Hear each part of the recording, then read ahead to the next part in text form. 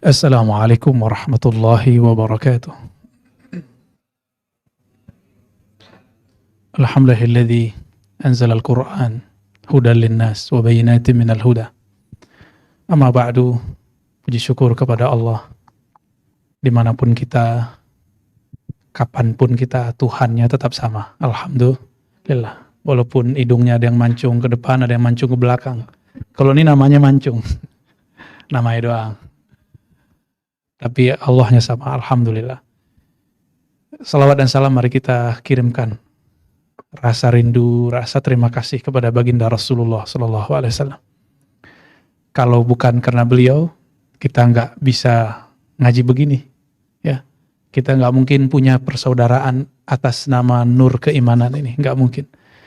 Maka kita sampaikan kepada Rasulullah, assalatu wassalamu alaika ya sayyidana ya Rasulullah. Salam atas engkau wahai Rasulullah. Beliaulah kalau boleh disebut simbol kasih sayang alam semesta. Meskipun pengikutnya hari ini tidak banyak yang mewarisi itu, ya, malah kemudian mewarisi sisi yang lain. Semoga kita mewarisi sifat-sifat Rasulullah. Amin. Ya. Yang saya hormati Rafi, ada Ahmadnya, ya. Nama sirnya Rasulullah itu ya, yang disebut oleh Sayyidina Isa. Nabi Isa itu ketika mengabarkan akan kemunculan Nabi Muhammad, Muhammad bin Abdullah belum lahir. Nabi Isa itu seorang yang disebut Ruhullah, Spirit of God, Ruhullah. Maka dia berbicara dengan nama Ruh. Disebutlah namanya Nabi Muhammad itu dengan nama Ruhnya, Ahmad. Ya. Tapi ilmu ini baru kemarin, ya, biasanya banyak orang yang nanya-nanya, saya jawab, ternyata jadi rame. Ya. Kita lagi pending dulu dan kita tahan dulu kajian tentang nama Ruh. Ya. Ya. Begitu juga manggilnya Mbak Ii gitu ya, Gigi gitu. Saya juga punya. Ya, begitu juga nih Albis ya, makasih bajunya ya. Gimana Bang Ivan? Alhamdulillah. Semuanya nggak mungkin saya sebutkan satu persatu. Alhamdulillah, semoga dalam ridha Allah Subhanahu Wa Taala. Tema kita ini basic tapi dalam. Dialog Sayyidina Jibril dengan Nabi Muhammad SAW. Ketika itu Sayyidina Jibril menyamar jadi seseorang yang paling gagah sealam semesta. Tapi Nabi Muhammad mengatakan yang paling keren wajahnya siapa? Nabi Yusuf. Di kalangan sahabat Nabi yang paling mirip Nabi Yusuf itu namanya Dihyah. Dihyah itu kalau ini teteh-teteh ini ngelihat lupa napas kali. Ya, bisa mati berdiri, mati duduk kali ya. Bahkan seorang ratu tercantik saat itu, ya, dia istri seorang menteri tapi sama dengan ratu yang disebut namanya Zulaikha. Ada 5 nama yang disebutkan dalam riwayat yang ada, lebih malah kan. Itu pun tadi ngangkat dia sebagai budak, tapi malah dia jatuh cinta kepada budaknya. Itu terjadi ketika digosipkan, masa nyonya jatuh cinta sama budaknya. Hatinya terbakar. Dia tersinggung. Awas nih ibu-ibu sosialita. Belum tahu dia mukanya Yusuf gimana. Ya, yang mirip dengan Dihya Al-Kalbi itu. Maka dibuatlah acara biasa. Ibu sosialita buat acara. Biasanya kan ibu sosialita buat tas gitu ya. Bawa kendaraan. Semuanya bajunya lengkap. Tapi disediakan di depan makanan, buah-buahan lengkap dengan pisau. Disuruhlah Nabi Yusuf ini lewat, sup. Dipanggil ya, panggil Ucup kali ya kalau di Sunda ya. Ucup, datanglah. Ketika Nabi Yusuf melangkah, bau harumnya dahsyat. Harumnya itu bukan dari parfum, karena emang dari sananya dia harum.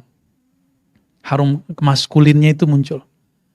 Dia jalan pelan-pelan, sangat laki-laki tangguh, sangat maco gitu, tapi anggun. Membuat ibu-ibu itu nggak jadi makan. Begini. Dan mereka nggak sadar kalau sudah melukai tangannya. Yaqta'na aydiyahunna, mereka melukai tangan-tangannya. Bukan motong ya, yaqta' walaupun arti aslinya memotong, tapi di situ artinya melukai. Kenapa saya sebutkan kisah ini? Ini baru memandang wajah Nabiullah Yusuf. Kata Nabi Muhammad, Jamali Yusuf nisfu jamali. Gantengnya Nabi Yusuf itu separuh dari keindahan wajah Nabi Muhammad SAW. Tapi disembunyikan dalam nama Muhammad bin Abdullah. Disembunyiin. Jadi kalau perempuan melihat Nabi Muhammad aslinya, itu bisa nggak napas. Seperti Nabi Daud, kalau beliau lagi baca Mazmur, Zabur, 3 hari 3 malam beliau nggak perlu makan minum. Itu burung langsung diam, angin langsung diam, apa aja langsung diam. Bahkan beberapa burung-burung mati. Karena nggak bisa bergerak, mendengarkan indahnya bukan main. Ya. Suaranya Nabi Daud, itu juga separuh kemerduan dari suara Nabi Muhammad sallallahu alaihi wasallam. Orang ini wajahnya mirip dengan Nabi Yusuf. Datang kepada Nabi Muhammad sallallahu alaihi wasallam, ternyata di dalamnya adalah Jibril alaihissalam. Orang ini kemudian bertanya 4 hal pertanyaannya. 4 hal inilah yang saya harapkan nanti menjadi panduan kita kalau belajar agama. Jadi belajar agama itu nggak usah ribet-ribet, 4 aja. Ya. Hadisnya sahih, kalau kita belajar hadis itu disebut hadis valid, bahasa Arabnya sahih. Hadis Muslim, jadi dalam ilmu hadis itu ada 2 kitab yang sahih yang disepakati, Sahih Bukhari, Sahih Muslim. Di Sahih Muslim nomor pertama dalam bab iman disebutkan kisah ini. Ini karomah sahabat, karomah itu kejadian luar biasa. Malaikat menampakkan dirinya kepada para sahabat. Dan mereka bukan lagi tidur. Itu lagi keadaan kejaga. Jadi jangan-jangan ada yang bertamu ke sini, dia bukan manusia. Bisa jadi, ya, siapa tahu. Mungkin duduk di sini, wallahu a'lam. Hal ini terjadi berkali-kali di kalangan sahabat, terjadi berkali-kali. Nabi Ibrahim pernah mengalami itu. Dan beliau nggak ngeh sampai kalau sekarang buatin nasi kebuli, buat sendiri. Motong sendiri, masakin sendiri, kira-kira 3 jam lah. Ketika dihidangkan, apa kata mereka? Kami tidak makan. Kami nggak makan. Barulah Nabi Ibrahim merinding. Oh, kalian bukan manusia toh. Ternyata kalian malaikat. Jadi sekelas Nabi Ibrahim bisa nggak ngeh kalau itu seorang malaikat. 3 orang malaikat datang. Apalagi orang kayak saya, apalagi orang kayak kita semua. Sama lah ya, kita kan sama-sama pendosa semua. Ya.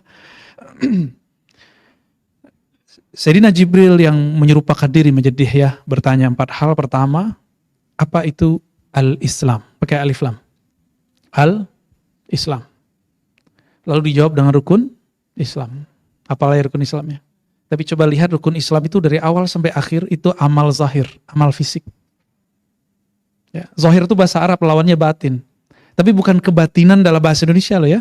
Kalau kebatinan dalam Indonesia itu saya nggak mau juga tuh ya. Itu nggak ada urusan sama saya. Itu ada pakarnya yang lain. Tapi batin di sini artinya ruh. Rukun Islam semuanya dari syahadat. Coba syahadat pakai lisan nggak? Maka mu'alaf kita nggak tahu dia beneran mu'alaf apa enggak. Banyak mu'alaf ngaku mu'alaf, kita nggak tahu loh hati dia. Terus yang kedua sholat, yang ketiga zakat, keempat puasa, yang kelima haji. Semuanya fisik.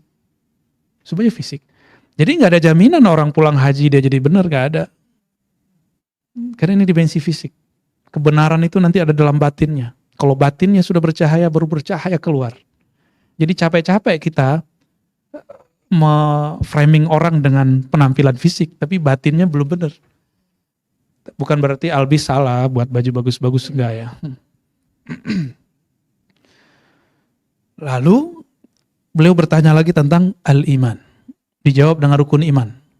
Rukun iman itu 2 paket sebenarnya. 1 percaya kepada Allah, udah include malaikat, kitab suci, nabi-nabi, hari akhir udah include.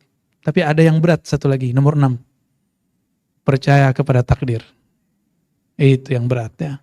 Gimana teh? Kuat? Harus kuat lah teh. Enggak jatuh dengan masa ini, jatuh dengan masa itu. Tapi kalau mau naik, dinaikkan Allah, naik juga. Ya. Kita ini sering berprasangka kepada Allah, padahal salah-salah kita juga.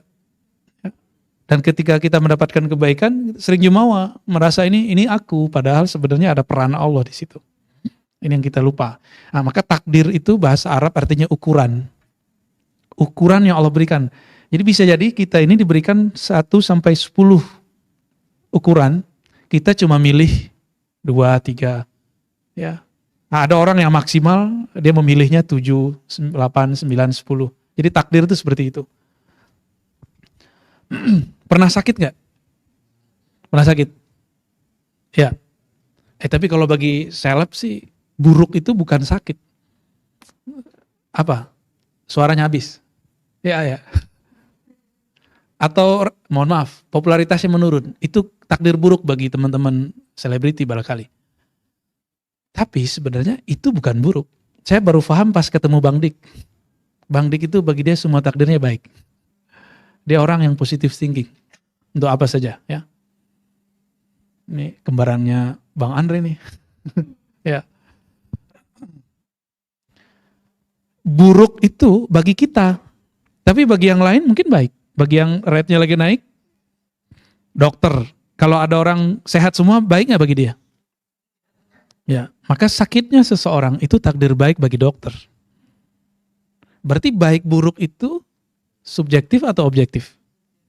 Ya, dari Allah aja turunnya baik. Apa kata Imam Nu'taila? Jika engkau tidak sadar dalam keadaan sehat, Allah akan menyadarkanmu dalam keadaan sakit.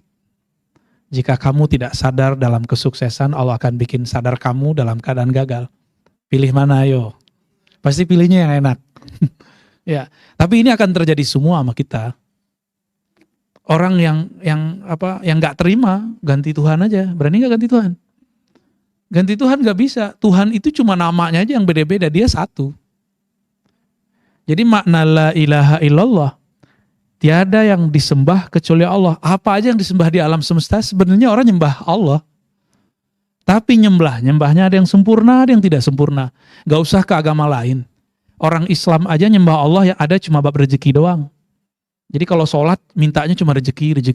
Berarti dia cuma nyembah Allah dalam satu hal, bab rezeki. Ada teman saya rezekinya lagi oke, terus gak sholat.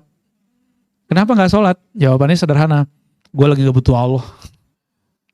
Itu saya dengar langsung ya. Ada juga yang sudah doa dan dia merasa sudah doa dan gak dapet. Emang Allah siapanya dia atur-atur ya? Ya. Kita ini punya bos. Kita bawa proposal ke dia. Kita mau ngadain acara sebulan lagi. Seminggu sebelum acara dia belum ngasih dana bantuan. Boleh gak kita marahin? Bos, gue buat ada cara nih, lu bantu dong. Bisa gitu gak? Ya bisa begitu. Nah kita sering kurang ajar sama Allah. Saya sudah doa setahun, Allah gak kunjung-kunjung kasih. Itu kurang ajar namanya. Itu hamba kurang ajar tuh. Ya, dan banyaklah hamba kurang ajar tuh sekarang. Ya. Baik. Jadi takdir itu iman yang paling berat menurut saya. Kalau percaya kepada Allah semua orang percaya.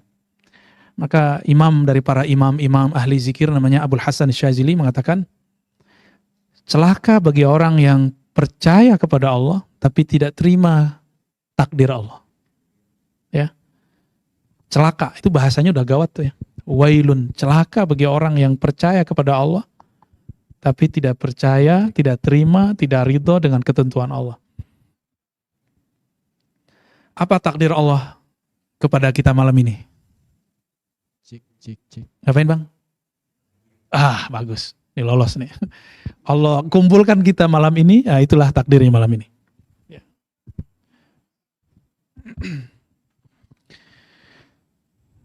Jadi rukun iman yang intinya depannya sama belakangnya itu udah ke bawah semua. Dan saya mau tanya, kalau tadi al-Islam semuanya zahir, benar ya? Kalau iman naruhnya di mana? Percaya itu di mana? Hati, jangan di sini, pusing kepala kita. Jadi jangan beriman dengan akal, berimanlah dengan kolbu. Akalnya nurut, baru akalnya cerdas. Karena kolbu itulah yang akan merasakan sesuatu itu ringan. Karena di dalam surat Thaha ayat 2 Allah berfirman, Ma anzalna alaikal Qur'ana litashqa. Kami tidaklah turunkan Quran bagimu untuk menyulitkanmu. Quran itu justrunya bikin bahagia, happy. Tapi kok hari ini orang belajar Quran jadi kaku. Tashqa itu artinya bikin kamu kaku, tidak bahagia, gak happy. Kan lawan dari syaqawah Itu sa'adah. Sa'adah itu happiness. Jadi kalau orang belajar agama, terus nggak happy, ada masalah dalam dia ngaji. Ya. Punya teman nggak ketika dia, mohon maaf, ya ngaji, jadi soleh, jadi alim, jadi hijrah, terus tiba-tiba jadi kaku? Ada? Kalau iya berarti ada metode belajarnya yang bermasalah. Bukan hijrahnya yang salah. Karena berguru itu penting. Al-isnad minad din. Berguru bersanad itu penting. Jadi fanzur amman ta'khuzuna dinakum. Fanzuru amman ta'khuzuna dinakum. Perhatikan kamu ngambil agama ini dari siapa, belajar dari siapa. Jadi berguru itu penting. Mereka cari guru yang sudah masuk ke dimensi kolbu. Ya, mulai masuk ke dimensi kolbu. Apa indikatornya? Kalau al-Islam tadi indikatornya udah bagus. Sunnah, bid'ah, sah, batal, boleh, tidak boleh. Banyak kan Ustadz ngomong, ini gak boleh, ini halal, ini haram, itu bagus. Tapi itu baru awal. Itu seperempat agama di situ. Seharusnya dia meneruskan kepada yang kedua, dimensi kolbu. Apa dimensi kolbu? Dimensi kolbu itu tidak hanya mempersoalkan sah, batal. Ya, pertanyaan sederhana aja. Kalau di kolbu itu, kamu nyaman gak? Gitu. Kamu bahagia gak? Are you happy? Gitu. Kamu bahagia gak sih? Coba tanya orang-orang yang sekarang ya beragama itu, dia sebenarnya bahagia atau tidak? Ya, fadal. Ya, wah, ini suaranya ditunggu nih habis ini nih.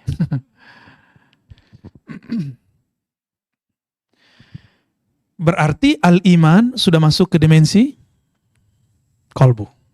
Percaya, tapi belum cukup. Belum cukup itu. Jadi kalau orang beragamanya baru di kolbunya, belum cukup. Ada yang ketiga. Ada 2 lagi loh. Nggak banyak kok ini. Ini udah diringkes. Materi 12 SKS diringkes 1 malam. Ya. Yang ketiga itu Jibril bertanya mengenai al-ihsan. Ihsan secara harfiah berarti membaguskan sesuatu, menyempurnakan sesuatu, mengindahkan sesuatu. Apa maknanya? Nabi nggak menerjemahkan secara harfiah, secara letterlek, secara bahasa. Nabi menjawab, ihsan itu ketika engkau menyembah Allah, engkau merasa memandang Allah. Tapi Allah kan bukan fisik, gimana yang memandangnya? Gimana cara mandang Allah? Kalau ini yang hadir kan ada wajahnya nih, ada yang bisa dilihat. Tembok ada yang bisa dilihat. Pemandangan gunung ada yang bisa dilihat. Langit bisa dilihat. Allah apa yang dilihat? Ternyata ada ayat. Kullu syai'in halikun. Segala sesuatu binasa. Segala sesuatu itu sebenarnya tidak ada eksistensinya. Illa kecuali wajhu rabbik. Ya. Wajah Allah subhanahu wa ta'ala. Wajah di sini apa? Coba. Wajah ini fungsinya apa? Apa fungsi wajah? Memandang, dipandang. Kita kalau ketemu orang yang kita pandang apa? Dengkulnya apa? Mukanya? Wajahnya ya? Maka wajah itu dalam bahasa Arab adalah arah yang dilihat. Maka kita mandang orang itu mandang wajahnya. Allah itu bukan fisik. Maka yang dipandang dari Allah itulah disebut wajah Allah. Makan, saya kemudian memandang air ini adalah ciptaan Allah. Maka saya sedang memandang wajah Allah. Sederhana? Ya. Apa yang terjadi hari ini pada kita, ini bukan kehebatanku, tapi ada peran Allah. Kira-kira seperti itu. Gak usah jauh-jauh deh. Kumis sama jenggot tumbuh kan, yang cowok-cowok. Raffi punya, ini gak berewok biasanya ya? Oh berarti ada darah-darah sononya kayak gitu. Coba, ini manjang gak? Enggak manjang ya? Kalau Daulay itu masih zuriat ya? Bukan ya, tapi hadarim. Oke. Ini kayaknya yang bereok-bereok juga deh. Iya benar. Syukur. Dikit ya. Ini manjang? Enggak. Ini manjang. Pernah manjangin enggak? Pernah narikin enggak? Enggak kan? Kenapa ini memanjang ini tidak? Pernah urus enggak? Kan ribet nih tiap berapa hari ya. Ya, bagi Gigi ya. Ini berapa kali seminggu nyukur? Tiap hari. Tuh ribet kan? Coba kita ngomong, kamu kayak alis dong, jangan tumbuh-tumbuh lah. Nggak bisa, karena bukan kita yang ngurusin diri ini. Itulah makna alhamdulillahi rabbil alamin. Rabbi artinya yang mengatur tubuhku, yang mengatur badanku, yang mengatur alam semesta. Jadi jangankan alam yang sebesar ini, jangankan masalah popularitas, masalah rezeki. Satu helai rambut pun kita nggak ada urusan. Itu semua Allah yang atur. Zahirnya aja antum yang share itu. Share. Like. Itu zahirnya kita. Tapi sebenarnya yang bekerja adalah sistem rububiyahnya Allah. Disebut rububiyah. Jadi itu yang bekerja.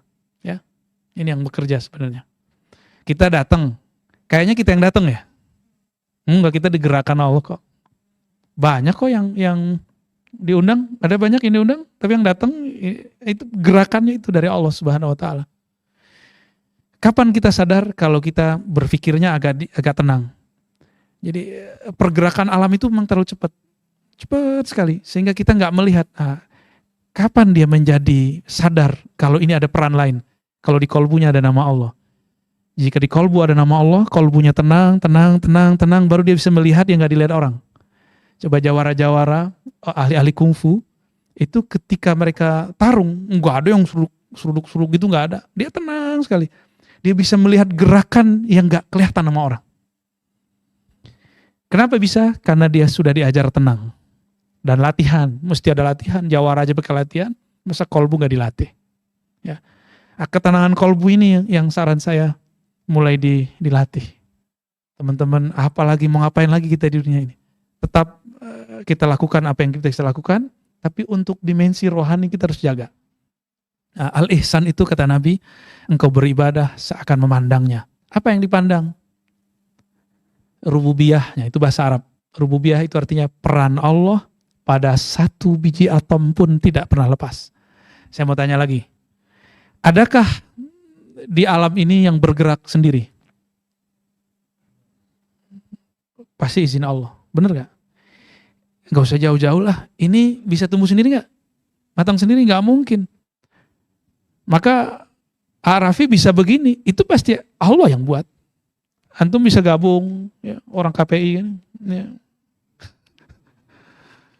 Itu semua Allah yang atur, nggak ada yang nggak diatur Allah. Cuma kadang kita ego, kita punya tabir di sini, penghijab, penghalang, sehingga kita tidak melihat peran Allah. Maka banyak orang seperti Korun ngomong. Jadi Nabi Musa punya murid namanya Korun. Korun ini dikasihlah amalan, dikasihlah tugas, berhasil menjadi orang yang tajir. Ketika murid-murid Nabi Musa yang lagi kere itu mau, ya murid-muridnya beliau kan miskin semua, dikejar-kejar sama Firaun, minta tolong sedikit saja kepada si Korun. Korun mengatakan, ini harta saya, kalian kan gak ada urusan. Saya yang capek kok kalian yang dapat, gitu ngomongnya. Saya yang capek kok kalian yang dapat. Nah ini gaya-gaya Korun. Jadi di dunia ini ada pewaris Nabi Musa, ada pewaris Korun. Nah pilih yang mana? Ada pewaris Nabi Muhammad, ada pewaris Abu Jahal, Abu Lahab. Tinggal pilih aja, kan semuanya kan alam berputar aja. Karakter manusia tuh begitu-gitu aja dari dulu. Makanya sekarang disebutlah harta Korun ini kan karena Allah murka, ditenggelamkan. Setiap kali orang dapat harta di dalam tanah disebut harta karun, ya. Sebenarnya Korun itu nama yang sangat boleh disebut abadi juga tuh nama ya. Baik. Jadi ihsan itu beribadah seakan memandangnya. Kayaknya nih masih sulit. Yaudah kita turun rate-nya. Maka Nabi turun rate-nya, apa kata beliau? Jika engkau tidak merasa memandangnya, merasalah engkau sedang diliriknya, diawasinya. Ada CCTV? Ada. Kalau ada CCTV berani macam-macam gak? Gak berani. Gak berani. Dulu kita ngurusin paspor, sebelum ada CCTV, ketusnya bukan main orangnya. Pas ada CCTV, saya udah telat 5 menit.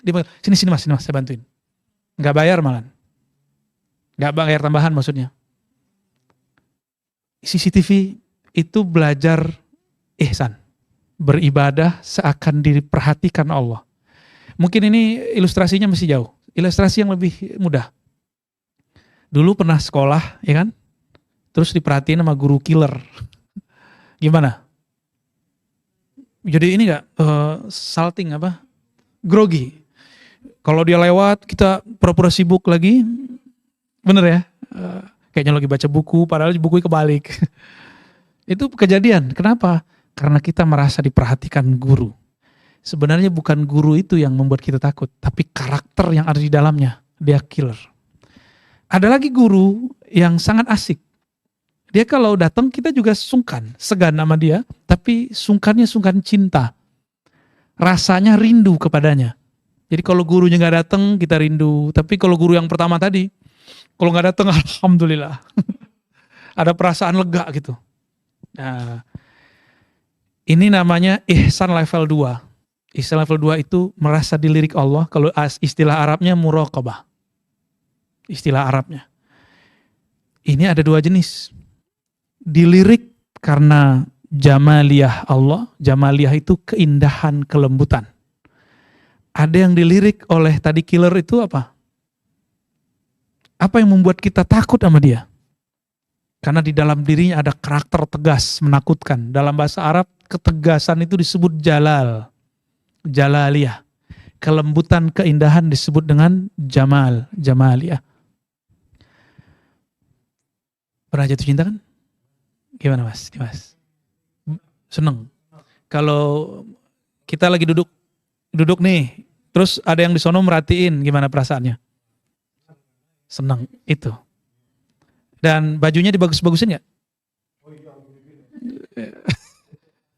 Nah, itu indikator orang mendapatkan ihsan. Jadi kita kalau dapat ihsan, kita bagus-bagusin. Apa yang bakal dipandang?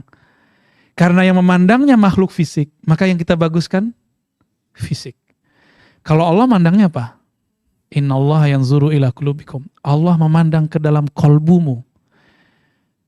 Saya baru betul-betul utuh belajar kolbu itu selama pandemi. Karena saya dapat guru yang unik. Guru yang kalau sebelumnya guru-guru saya rata-rata pakai serban, pakai kopiah, pakai gamis, pakai koko. Ini enggak. Ya, agak aneh lah ya. Abang udah ketemu Bang ya? Gimana? Unik gak? Unik. Beliau lah yang mengajarkan saya bagaimana memandang orang, jangan pandang sisi fisiknya. Pandanglah sisi rohaninya. Dan itu butuh kebeningan hati. Butuh kebeningan hati untuk memandang itu. Semenjak saat itu udah gak pernah lagi terlintas hal-hal yang negatif terhadap orang-orang. Kecuali sesekali itu langsung saya tepis. Ya. Karena Allah mandangnya kolbu, wajah kolbu itu di make up dikit lah ya. Ya jangan cuma muka ini yang di make up. Ya. Di salon lah. Jangan hanya fisik yang di salon, tapi juga kolbu kita salon. Ya. Kalau kita mau ketemu orang, nyaman gak kalau badannya bau? Ya, maka harumkan si kolbunya. Keharuman kolbu itu dari tutur kata yang baik, akhlak yang baik. Jadi orang-orang yang harum itu dalam ilmu rohani, itu yang kata-katanya lembut. Kata-katanya menyentuh, kata-katanya baik lah kira-kira begitu. Ketemu gak orang berpenampilan soleh, kalau ngomong kasar ketemu gak? Ketemu gak orang bajunya biasa aja, bahkan gembel, tapi kalau ngomong tentang hati, itu langsung menusuk ke dalam jiwa kita. Ada, saya banyak ketemu. Maka semenjak saat ini saya berharap teman-teman, kalau sudah merawat yang lahir badan ini, ayo kita merawat yang batin ini juga. Ya. Oh saya belum sanggup, yang ini aja belum beres. Justru karena yang zahir itu gak pernah bisa diberesin. Jadi jangan kemudian putus asa, oh saya benerin amalan zohir dulu deh. Gak bakal bisa.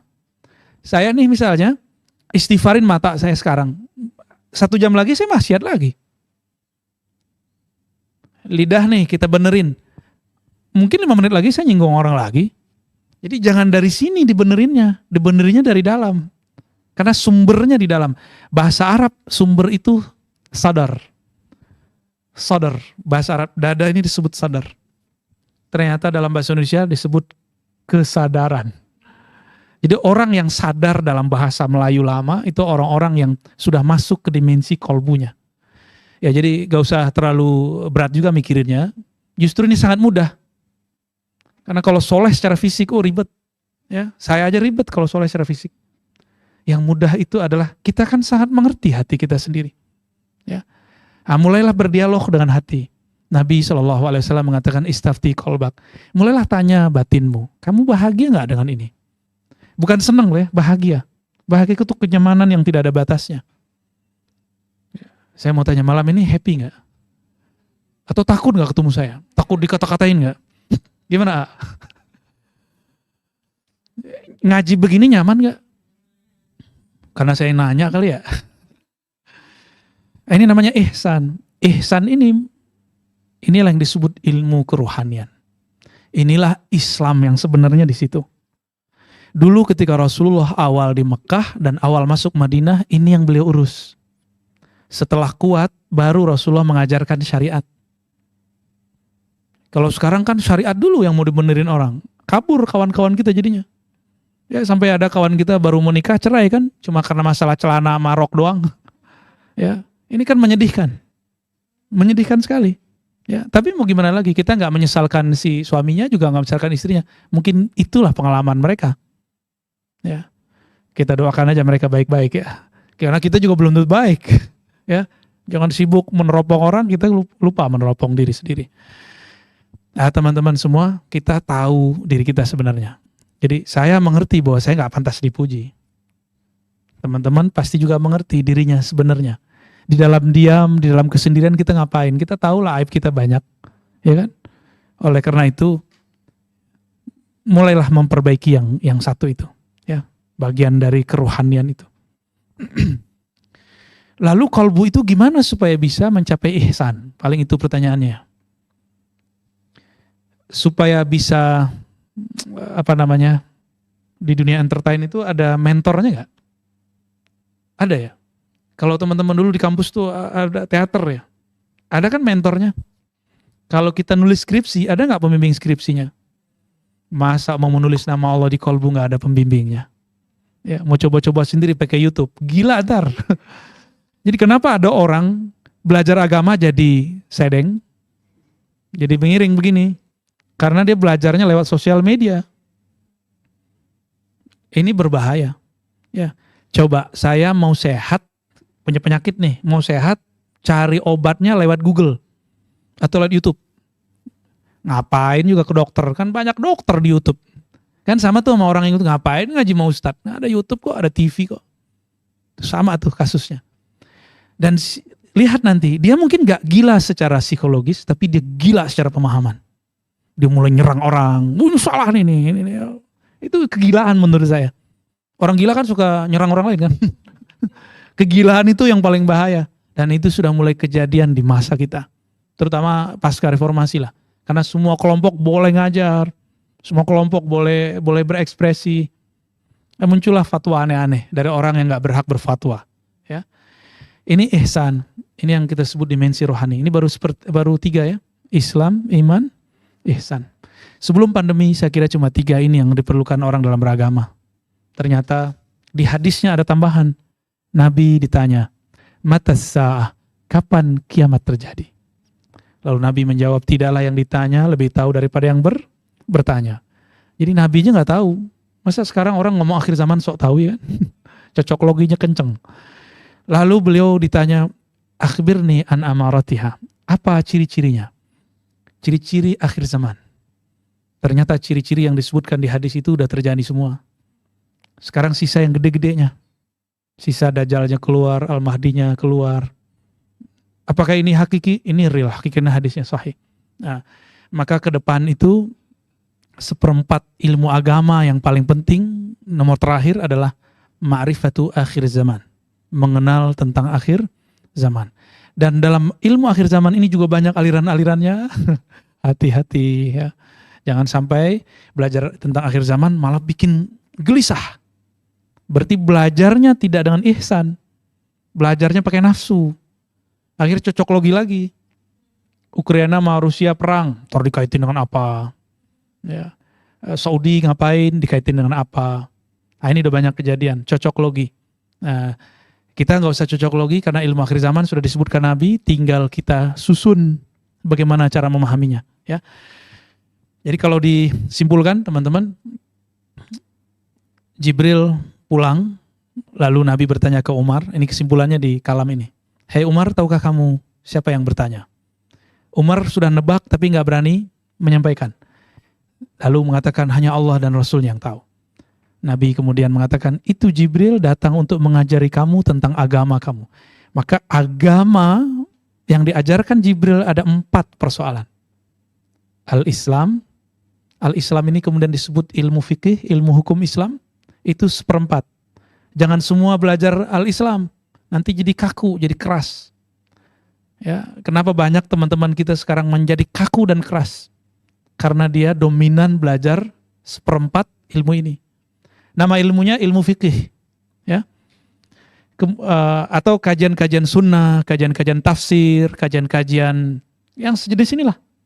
Ya, banyak ya kajian itu sekarang. Nah, ini 1/4. 1/4 yang kedua, al-iman. Ini ilmu tentang akidah, memantapkan keyakinan. 1/4 ketiga, al-ihsan, ilmu ruhani. Ilmu ruhani. Nah, ilmu ini tidak banyak yang mengkaji, karena rahasia Allah Subhanahu Wa Taala. Ilmu ini yang bisa membuat orang merasakan manja-manja sama Allah. Hanya ilmu inilah yang membuat orang gak pernah kesepian di batinnya. Selama-lamanya dia bahagia, selama-lamanya. Sekali dia kenal Allah, selama-lamanya dia kenal Allah. Sekali dia pernah merasakan Allah bersamanya, selama-lamanya dia akan merasakan kebersamaan dengan Allah. Itu ihsan. Sekali saya sholat nih, merasakan sentuhan dahsyat ketika beribadah, itu rasa gak akan pernah hilang sampai mati.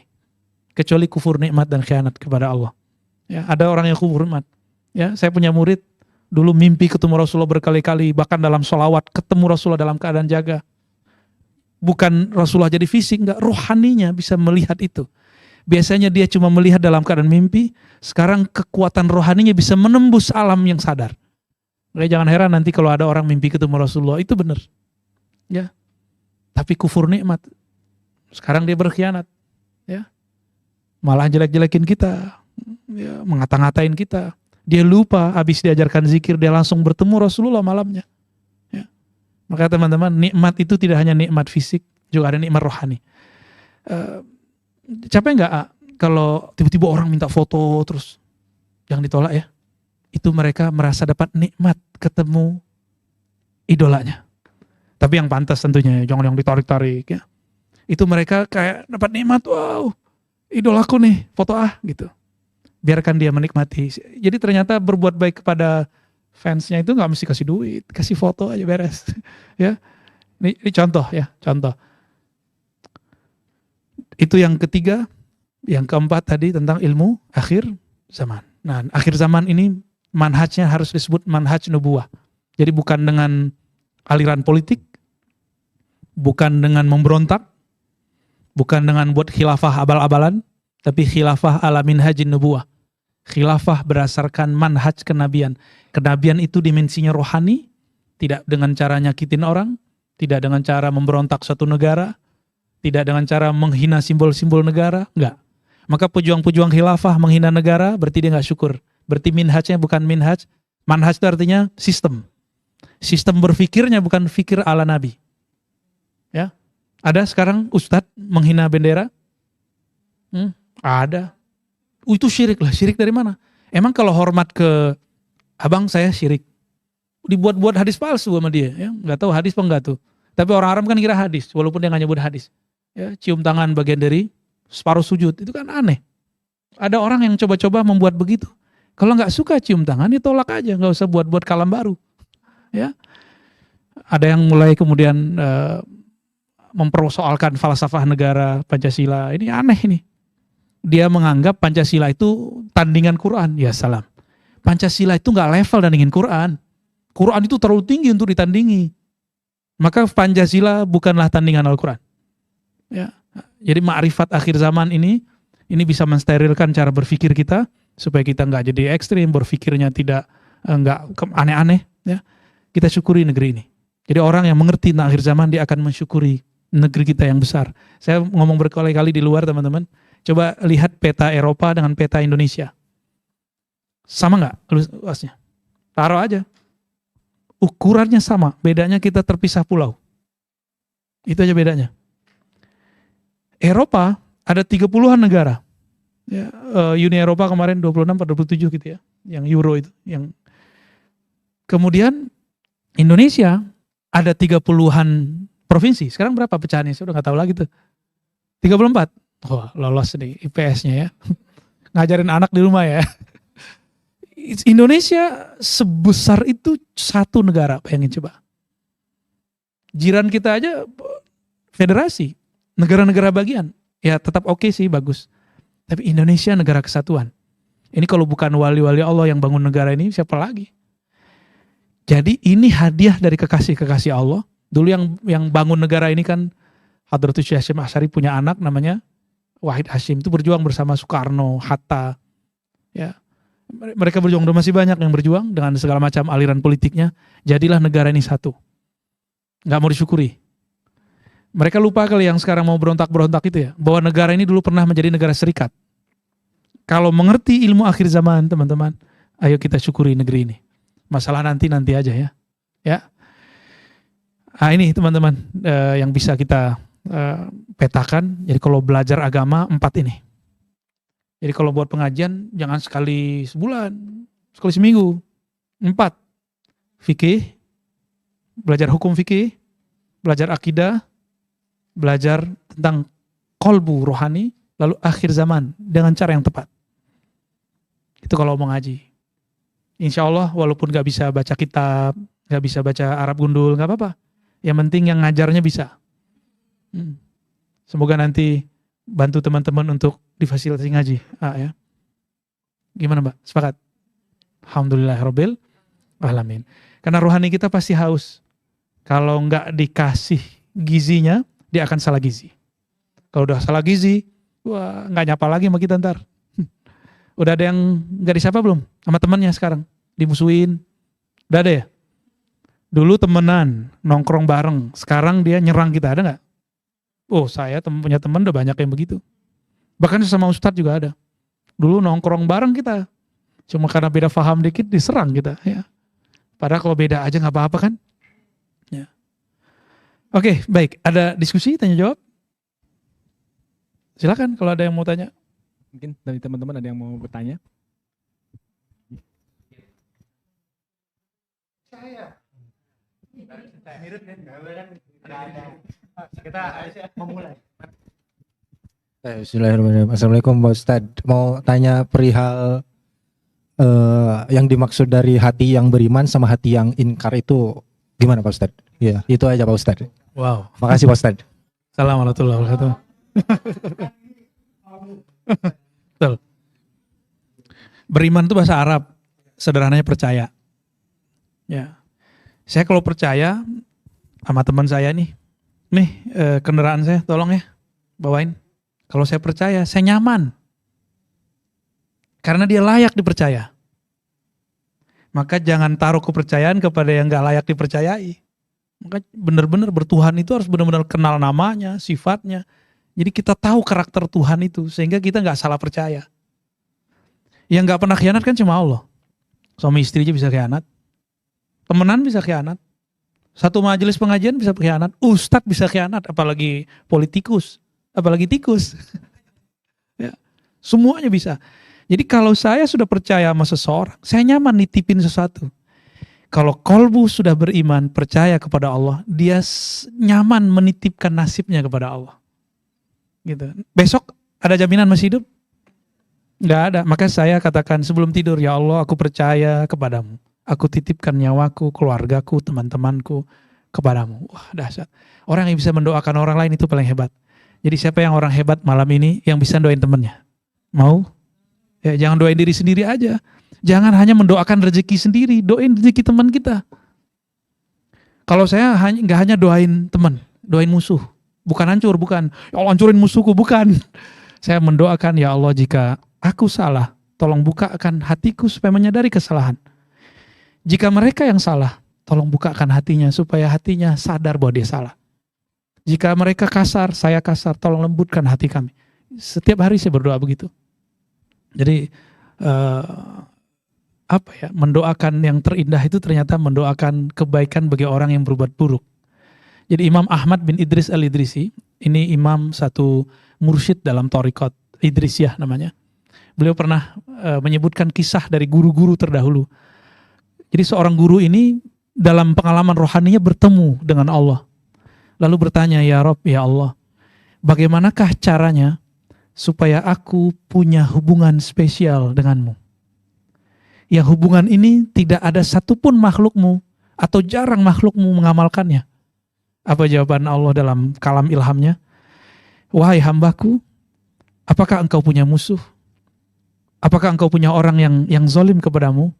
Jika iya, doakanlah kebaikan baginya, berbuat baiklah kepadanya. Dia nggak nyapa kita, kita sapa dia. Nih pasti teman-temannya kerja nih, tersinggung.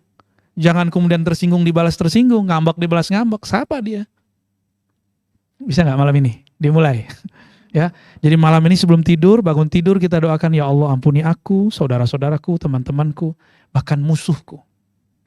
Nanti musuh nggak ada lagi, semuanya jadi saudara, semua jadi saudara. Ya, kira-kira begitu. Bisa nggak malam ini? Bisa ya. Antum merasakan kebahagiaan yang luar biasa. Jadi mendoakan orang itu salah satu cara bahagia. Ya, dan mendoakan hanya diri sendiri, siap-siap stres. Saya udah doa, kok belum dikasih-kasih gitu. Tapi kalau doain orang, di kita kadang belum, dia orang sudah. Nanti dia datang sama kita, makasih ya udah doain gue gitu. Dia akan ngomong begitu nanti. Dan itu sering terjadi. Saya sering sekali doain orang dan dia dapat duluan. Kalau dia dapat kan kita ntar dapat juga. Ya insya Allah. Gitu ya. Jadi hati yang percaya itu hati yang nerima, hati yang trust. Kalau ingkar, dia pernah dikasih sesuatu, lalu dia mengingkarinya. Dia pernah diberikan kepercayaan, lalu dia khianat. Tubuh ini titipan Allah enggak? Coba yang sudah punya anak, belum punya anak ya Mas ya? Belum. Jadi belum paham lah ya. yang udah punya anak nih paham. Bahwa anak itu bukan kita loh yang buat. Kita cuma asbab aja, sebab aja. Maaf ya yang belum punya anak. Maaf juga yang belum punya pasangan ya. Banyak kok yang merasakan ini tapi tidak menyadarinya. Bahwa saya nggak pernah lo membuat muka anak saya, nggak pernah. Ya, kalau anaknya mirip siapa nih? Ya? Anak kita mirip siapa? Kita nggak pernah melukis. Maka seorang suami, istri, ayah, ibu nggak perlu iri kalau anaknya mirip siapa. Karena yang melukis wajah itu Allah. Maka Allah menyebut dirinya Al-Musawwir, yang maha melukis wajah manusia dan semua makhluk. Coba sebanyak ini muka kita, ada yang sukunya sama, sukunya beda, tapi mukanya beda-beda ya. Ini saudaraan beda tuh, dunia akhirat bedanya. Ya mulai dari badan ya kan, ya tapi ketawanya sama. Bener kan? Semuanya kita beda. Dan siapa yang melukis wajah ini? Yang melukis Allah. Nggak pernah kita melukis wajah kita sendiri. Jadi saat ada orang memuji muka saya, muka mas-mas ini, mbak-mbak ini, itu bukan lagi muji kita, lagi muji yang buat. Coba kalau ada lukisan biasanya ada tanda tangan yang buat nggak? Bener. Maka kalau puji lukisan itu, kita sedang memuji lukisannya atau memuji orang yang punya lukisan? Ya, tapi banyak yang terjebak di lukisannya. Bener. Kalau orang yang cerdas dia mikir, ini siapa yang punya? Saya pengen ketemu. Berarti dia sudah masuk ke dimensi rohani. Kalau belum, dia cuma bilang, wah bagus ya lukisannya, gitu doang. Saya setiap kali ngeliat lukisan itu, saya penasaran sama orangnya. Tapi anehnya orangnya gak sebagus lukisannya. Ya. Allahumma shalli ala Muhammad. Ya, gitu ya, percaya, ingkar. Terjawab? Oke, alhamdulillah. Mungkin dari teman-teman ada yang mau bertanya? Bang Jerry, gimana? Mas Jerry. Bismillah. Assalamualaikum Buya.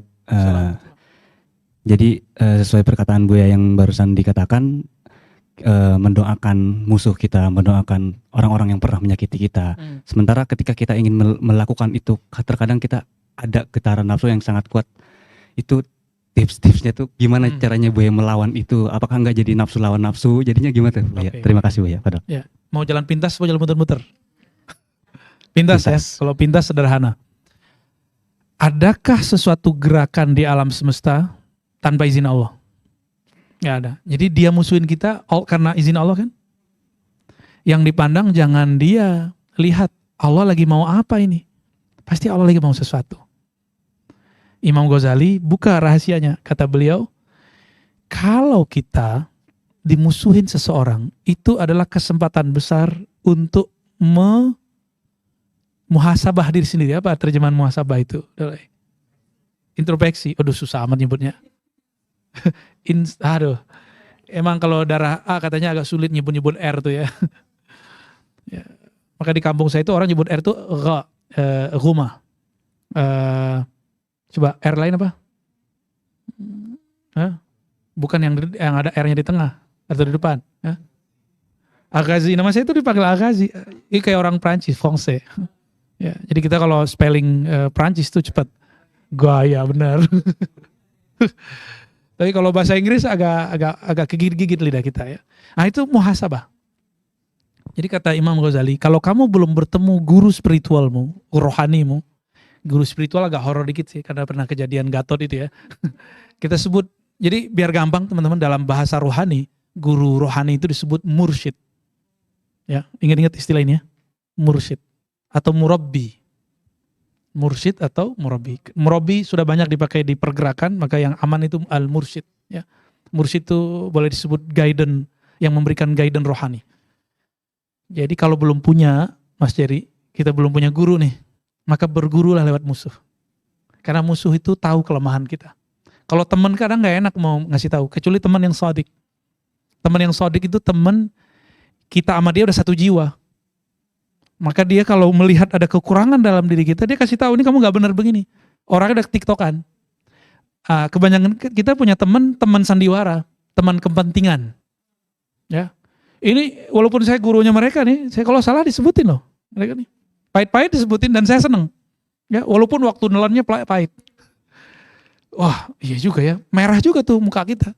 Tapi kita seneng. Itulah kesempatan luar biasa. Luar biasa itu. Maka kalau punya teman yang tahu aib kita dan dia ingetin, itu kasih apresiasi buat dia. Kalau ada musuh, maka kita doakan mereka karena dia memberitahu kekurangan kita semua. Gitu Mas Jerry ya. Ini jalan pintasnya. Karena yang kita lihat Allahnya ya. Wow, si kecil. Namanya siapa nih bagi? Rayyanza. Wow, Rayyan. Masya Allah namanya indah sekali. Rayyan nama surga. Surga orang yang berpuasa. Artinya surga kesegaran. Rayyan itu surga kesegaran. Ya Allahumma sholli ala Muhammad. Ada lagi? Ya. Ustadz nanya Ustadz gimana ceritanya nih? Ada titipan pertanyaan. Okay. Ada titipan pertanyaan dari teman Rans juga. Kebetulan lagi nggak hadir di sini. Haikal namanya. Dari WhatsApp saya nitip pertanyaan. Kalau pertanyaannya, Ustaz, kalau orang tua yang meninggal terus anak kan menjadi asbab menjadi diringankan kuburnya, azab kuburnya. Tapi kalau misalnya sebaliknya gimana Bu ya? Misalnya anak yang meninggal dan orang tua yang mendoakan, apakah sama? Gitu. Aku nggak ngerti Kalau pertanyaannya. kan ada istilah kalau misalnya orang tua meninggal, anak mendoakan, diringankan kuburnya. Oh, okay. Nah, sekarang kalau misalnya sebaliknya gimana Bu ya? Gitu. Itu yang pertama Bu ya. Itu kalau titipan. Kalau yang dari saya kan ada istilah man arafa nafsahu faqad arafa rabbahu gitu. Siapa yang mengenal dirinya maka sungguh dia telah mengenal Tuhannya gitu. Sedangkan kalau bagaimana cara kita mengenal diri kita sendiri, sedangkan diri kita ini saya misalnya dikenal orang Ubay gitu. Tapi mungkin di rumah beda lagi. Di luar beda lagi, di luar lagi. Sebenarnya bagaimana cara kita mengenal diri kita sendiri gitu. Baik. Gitu Bu. Ya, hobi baca buku kan? Cari buku Kimia Usahadah, tapi terjemahannya Mencapai Kebahagiaan. Sudah diterjemah oleh beberapa kawan-kawan saya di penerbit Turas. Cari, ya, online ketemu ntar. Di situ nanti terjawab. Jadi saya jawab dari yang paling belakang. Ubay itu kan nama fisik, mukanya begini, ya. Tapi Ubay yang batin, yang rohani kan bukan ini. Kalau disebut Ubay sakit hati kan bukan tubuhnya yang sakit. Ubay bahagia kan bukan tubuhnya yang bahagia. Biasanya orang kalau bahagia sama sedih itu bedanya apa? Kalau sedih ngapain? Nangis. Wah, dulu nikah juga nangis ya teh ya. Nikah sedih apa bahagia? Sedih. Yang mana nih yang bener nih? Ya, terharu itu bahagia tapi menangis. Ya. Dulu nikah nangis gak? Atau bikin tangis orang? Ya. Jarang kalau cowok jarang yang nangis. Tapi saya punya teman abis akad dia nangis. Itu ada. Banyak utang. Tega amat sih bang. Jadi diri kita itu bukan yang ini. Ini kan kembali ke tanah. Coba orang mati itu apa masih kurang cukup buktinya bahwa tubuh ini kembali ke tanah. Berarti bukan ini yang sebenarnya kita. Kita itu adalah yang merasakan bahagia, sedih, yang punya emosi, yang punya kesabaran, itu dia. Ya, itulah yang ditiup oleh Allah ke dalam perut ibu kita. Tuh jadinya jadi Rayyanza. Ya. Benar ya, Rayyan Zaki. Rayyanza Malik Ahmad. Masya Allah ada Ahmadnya. Ini kan dia badannya aja yang masih kecil. Ruhnya sebenarnya sudah oke di sana. Tapi karena ruh itu masuk ke dalam badan. Sebenarnya bukan masuk dalam arti menempati. Terkoneksi ke badan. Badan kita belum siap menerima informasi ruh. Jadi ruh itu mengalami amnesia rohani. Ada yang ingat gak dulu ketemu Allah? Gak ada kan? Dulu kita sama-sama ketemu Allah loh dulu. Gak ada ingat ya? Saya juga gak ingat. Tapi tanya nih Wica nih, kalau zikir kolbunya bergetar, itu tanda dulu pernah ketemu. Kalau pergi haji pertama kali atau umroh, pas ngelihat Ka'bah berdesir gak? Set. Gitu. Kita berdesir ngeliat Ka'bahnya atau yang disembah ketika melihat Ka'bah. Itulah Allah yang dulu kita bertawaf. Jadi ruhani kita dulu tawaf di sana. Tawaf lama, ada panjang sekali tawafnya. Dulu di sana bertawaf. Dan hidup ini kan lagi tawaf semua nih. Ya. Lagi tawaf kita semua. Tawaf kan artinya keliling. Lagi keliling-keliling kan sekarang nih. Keliling sini. Ada tuh yang tadi keliling-keliling mulu di UIN dibuang katanya. Keluar ya. Sampai semester 7 keluar ya. Bukan keluar sendiri, dikeluarin. Terus masuk mana lagi? Masuk ini dikeluarin, itu kan hebat ya. Itu sebenarnya bukan itu kesialan dia, tapi memang dia lagi tawaf aja. Tawaf. Maka Nabi mengatakan kun fid dunya ka'annaka gharib. Kamu rasakanlah kalau di dunia bahwa kamu memang alien. Kamu seorang yang asing. Gharib itu pendatang. Jadi walaupun ini misalnya kantor atau rumah, ini rumah fisik, rumah rohani kita bukan di sini. Maka bangunlah rumah rohani. Bagaimana cara bangunnya? Bangun dengan keilmuannya. Tanpa ilmu bisa nggak bangun rumah? Sama, mau bangun rumah rohani pakai ilmu. Ilmunya ilmu tentang rohani. Ya. Dan cara membangun rumah rohani adalah dengan menyerap nama-nama Allah ke dalam diri. Ada 99 nama Allah, silakan ambil satu saja. Dijadikan karakter. Yang paling gampang itu Rahman, Rahim. Rahman, Rahim, kasih sayang. Apalagi yang sering dibaca? Al-Malik. Waduh, nyarinya Al-Malik sih langsung ya. Oh, namanya Malik ya. Ya, Rozak. Rozak deh. Allah yang Maha Rozak. Bagaimana cara mengambilnya ini? Mengambil cahayanya. Kan cahaya ini berkembang terus. Ada orang yang hanya mengambil cahaya fisiknya. Maka dia dapat duit, popularitas, pengikut, follower, viewer, itu fisik. Zahir itu semua. Ada yang bukan zahir. Di saat seseorang itu mencapai sesuatu yang dia mau, apakah tadi materi atau di luar itu, dia merasa nyaman gak di dalam dirinya? Senang beda dengan kenyamanan. Dia merasa tenang gak? Jika dia merasakan ketenangan, dia sedang diberi rezeki rohani. Tubuh saya waktu masih kecil nanti Rayyan ini ketika dia udah mulai umurnya 2-3 tahun senang mobil-mobilan. Nah, mobil-mobilan. Tapi kalau udah gede mobil beneran tuh lihat. Ya.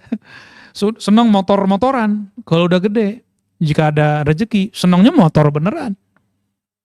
Itu kesenangan fisik. Fisik itu.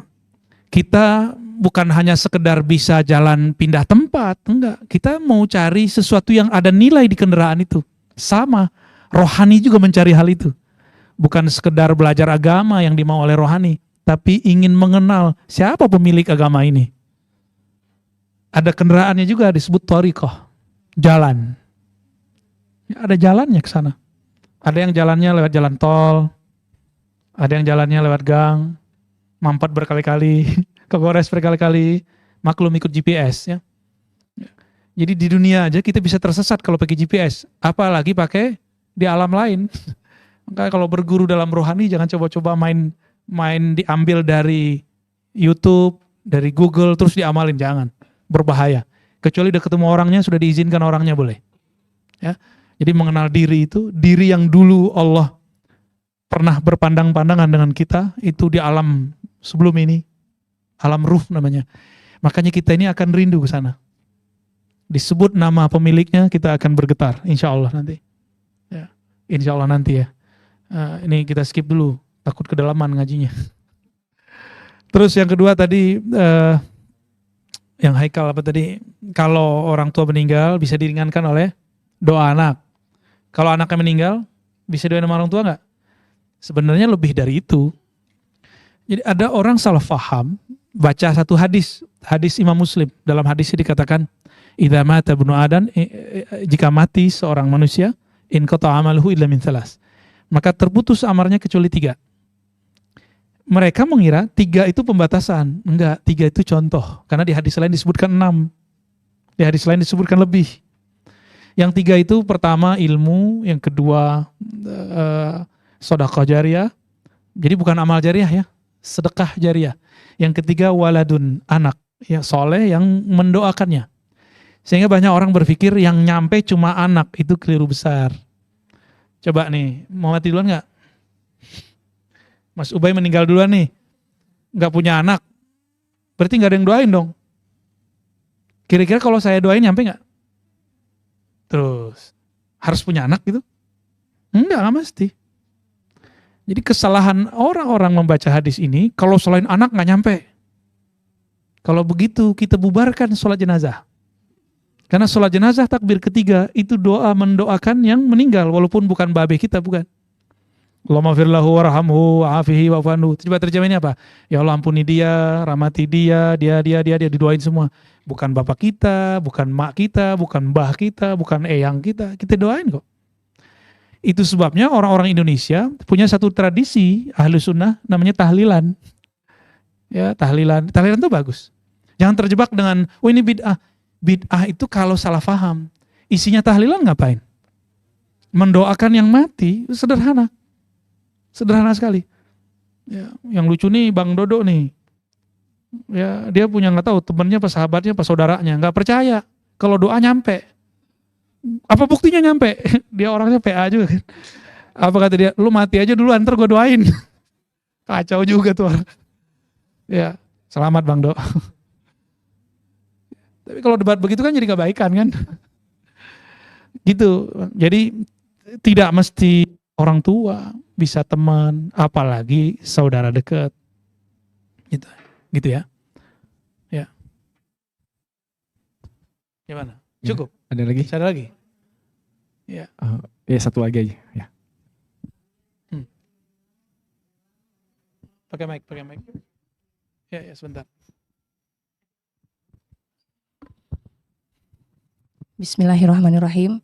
Tadi di ceramah Abuya dan ceramah sebelum-sebelumnya yang saya selalu dengar, Abuya selalu mengatakan tentang mengimani takdir, bahwa takdir buruk itu sesungguhnya tidak ada gitu ya.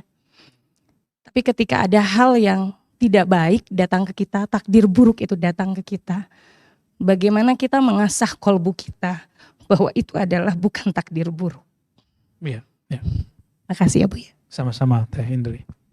Di takdir itu boleh kita sebut settingan Allah terhadap alam semesta. Jika ada orang tua dan ibu mau buat planning untuk anaknya, mungkinkah planningnya buruk? Allah itu lebih sempurna daripada orang tua, lebih sayang daripada orang tua. Mungkinkah Allah memplanning sesuatu yang buruk untuk kita? Gak mungkin. Ya. Maka ketika terjadi sesuatu yang menurut nafsiyah. Jadi yang mengatakan ini buruk namanya nafsiyah. Ini saya langsung buka aja bahwa diri kita ini terbagi dua, ada ruhiyah, ada nafsiyah. Ruhiyah itu ruh murni, hembusan Allah murni. Sedangkan nafsiyah itu sisi keegoan. Yang mengatakan itu buruk itu ego. Apa aja kejadiannya? Suami istri, baikan, tengkar, itu sama semua. Ya. Bisnisnya naik turun, itu semuanya mainan dari sana. Coba dulu waktu lagi naik bisa sering bersama AA enggak? Abah. Ya. Sekarang sering jamaah kan sholatnya. Ini nikmat besar itu. Tajanya sama Tehnia tuh, masih jarang dia sholat bareng tuh. Ya. Iya, kunker terus. Kunjungan kerja ke alam bako. Jadi ada nikmat lain. Ada nikmat lain yang mahal. Orang-orang coba tanya nih sebelum pandemi. Lagi kena macet baik di mobil ataupun di motor. Ngomong gini, coba kalau saya bisa jamaah di rumah, jamaah di komplek, bisa bareng sama anak-anak, sama istri. Pandemi datang, kerjaannya hilang, dia bisa setiap hari sama anak istrinya. Dia dapat nikmat lain yang sifatnya imateri, tapi memang dompetnya agak tipis. Ya. Oh itu banyak. Kecuali ya Arafi ya. Ya. Beda-beda nasib ya. Tapi ingat, ini kan lagi naik. Kita nggak tahu kapan turunnya. Maka jangan naik-naik amat. Ya. Jangan naik-naik amat. Udah mainnya standarnya. Tenang. Ya. Jadi jangan terlalu apa. Dan follower kah, fans, semuanya itu hadiah dari Allah. Mereka sedang melihat jamalullah dalam dirinya Arafi. Ada keindahan, skill, dan semua itu adalah anugerah dari dia. Dan yang kok dikasihnya ke orang ini gitu. Ada orang gak terima, kok dia diam mulu. Nah bolehlah muncul hater. Hater itu kan bahasa anak-anak sekarang. Kalau bahasa Qur'annya kan hasid. Min syarri hasidin idza hasad. Orang hasad itu sudah ada dari dulu. Di zaman Nabi Adam yang hasad itu iblis. Jadi orang hasad itu nabinya bukan Nabi Adam tapi iblis. Gak usah khawatir kita. Jadi kita gak usah dipepet sama dia. Gak usah juga diadu-adu sama hater. Gak usah. Dalam dunia dakwah juga begitu. Ya, benar gak? Sama. Ya, sama semua. Nah, maka jika ada orang benci kita, senang sama kita, itu bukan senang sama kita, bukan benci sama kita. Orang yang hasad itu dia sedang marah kepada Allah. Gimana? Marah sama Allah kufur gak? Kufur. Jadi orang hasad itu orang-orang yang kufur kepada nikmat Allah. Kan dia protes sama takdir kan berarti. Contohnya nih, yang dibikin pinter Mas Ubay, saya enggak. Terus saya mau protes, mau iri sama dia. Berarti saya protes sama Allah dong. Itulah ya kejahilan orang-orang hasad. Dia akhirnya menyerang, diseranglah Mas Ubay ini, diserang terus, apa aja dijadiin bahan. Sedang dia sebenarnya lagi menghujat Allah Subhanahu wa taala, ya. Nah, kembali ke yang tadi, jadi takdir itu semuanya baik sebenarnya. Ya, yang buruk itu sensor kita agak kurang oke. Ya, sensornya kurang bagus. Jadi teman-teman yang dimuliakan Allah, Raffi, Mbak Gigi gitu ya. Semua teman-teman, apapun yang terjadi, itu semua izin Allah, maka cukup katakan di hati setiap pagi, setiap sore, aku rela, aku ridho kepada Allah. Udah, pasti bahagia hidupnya. Ya. Dan terakhir, kesimpulannya, kalau ingin belajar agama, belajar 4 ini sekaligus. Jangan belajar paru-paruan, biar beragamanya kafah. Tetap bekerja seperti biasa, ya tinggal nanti mainnya, pusatnya di ihsannya tadi. Main di kolbunya. Semoga Allah meridhoi kita semua, ya. Semoga juga sahibul bait selalu saya dan kita semua dibimbing oleh Allah SWT. Mohon maaf menggurui karena minta jadi guru kan. Ya, assalamualaikum warahmatullahi wabarakatuh. Alhamdulillahirrahmanirrahim. Demikian tadi mauizah ahsanah yang disampaikan oleh guru kita Abuya Ar-Razi Hashim. Mudah-mudahan bisa kita aplikasikan dalam kehidupan kita sehari-hari. Saya dan Rans Entertainment mengucapkan mohon maaf sebesar-besarnya. Wallahu muwaffiq ila aqwamit thoriq. Assalamualaikum warahmatullahi wabarakatuh.